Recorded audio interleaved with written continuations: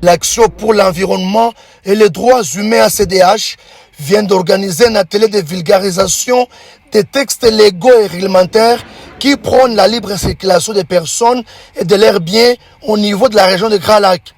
Cet instrument régional renferme plusieurs avantages pour améliorer la performance des petites et moyennes entreprises, des importations et exportations pour la croissance économique dans une cohésion sociale interrégionale, précise Maître Jovial Moukoulou de la CDH. Précédente, il a été recommandé vivement par tous les participants qu'il fallait vraiment vulgariser les textes parce que ce n'était pas connu du public. Beaucoup de gens ne connaissaient pas ces textes et ils étaient soumis à ces textes sans les connaître.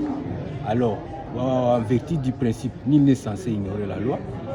On peut toujours se faire piéger par des textes qu'on ne connaît pas, par les agents qui les appliquent.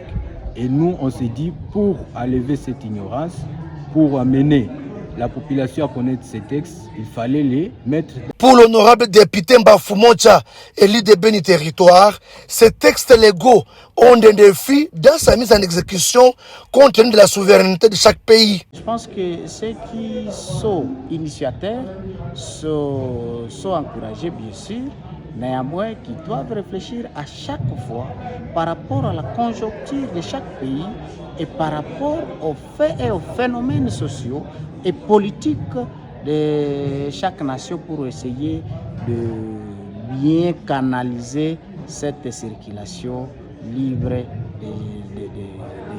des peuples. Par ailleurs, l'approche communicationnelle reste importante pour une libre circulation des personnes et de leurs biens, affirme Cosmo Mgazi de Benevolencia. Promeuvent la circulation des biens et des personnes. À un autre niveau, la communication est importante pour présenter aux gens les défis. Il y a des lois, mais des moyens, les gens ne circulent pas librement. Notons que le contexte actuel est un processus pour arriver à actualiser cette démarche à l'intérieur de la population et de leurs biens.